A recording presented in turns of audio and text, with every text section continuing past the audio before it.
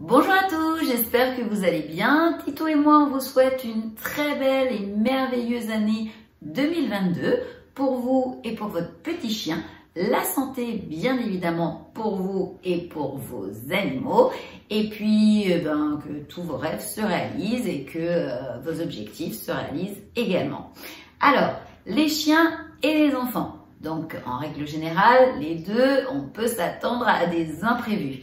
Alors, il faut que les parents soient vigilants pour que cette relation ne comporte que du positif. Alors, les chiens et les enfants, quelles sont les précautions à prendre? On vous explique tout juste après le générique. C'est parti!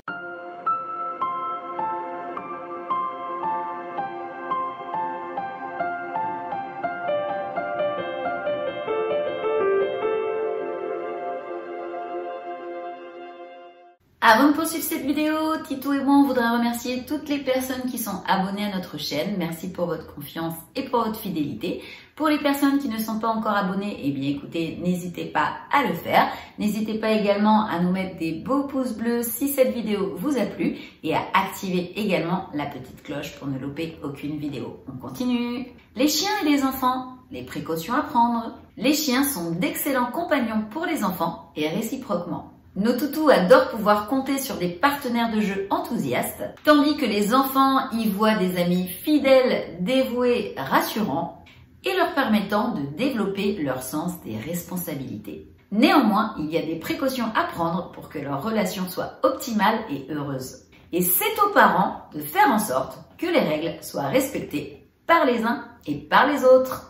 Assurer l'éducation et la sociabilisation du chien. L'éducation et la sociabilisation que reçoit votre chien dès son plus jeune âge est d'une importance capitale. Car ce sont elles qui déterminent son comportement avec les autres individus et notamment les enfants. On ne le dira jamais assez, mais le fait de retirer un chiot trop tôt de son environnement familial biologique, sa maman et les autres petits de la portée, prépare le terrain à de nombreux problèmes comportementaux et préjudiciables aussi bien pour le chien lui-même que pour son entourage. Ensuite, il faudra veiller à ce que votre chien rencontre un maximum de personnes, de congénères et d'animaux d'autres espèces pour qu'il s'habitue à leur présence et n'ait pas de réaction négative à leur égard, de la crainte ou de l'agressivité par exemple. Question éducation, il est tout aussi important d'instaurer des limites le plus rapidement possible, comme le fait de ne pas sauter sur les gens ou de ne pas accéder au lit de l'enfant par exemple.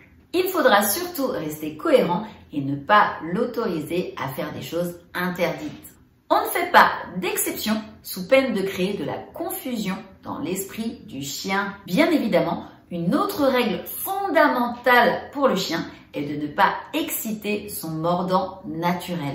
C'est vrai qu'il peut être amusant de l'inciter à mordre ou à tirer sur quelque chose lorsqu'il est petit et inoffensif. Mais en grandissant, les conséquences deviennent plus sérieuses.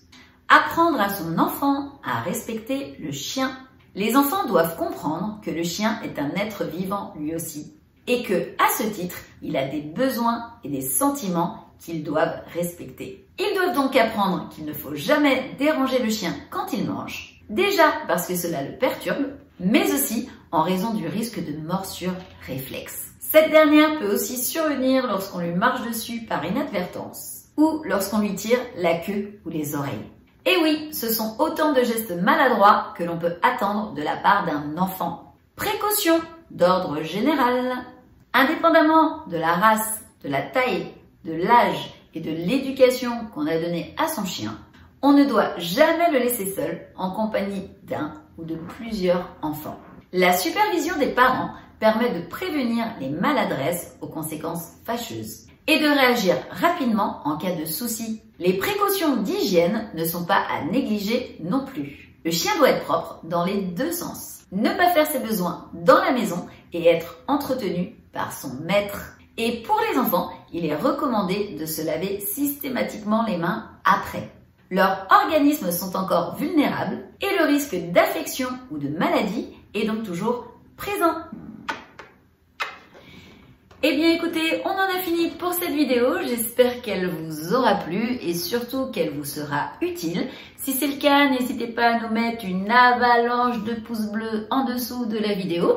N'hésitez pas à vous abonner si ce n'est pas encore fait et n'hésitez pas non plus à activer la petite cloche pour ne louper aucune vidéo. On fait 2 vidéos par semaine, Titou et moi.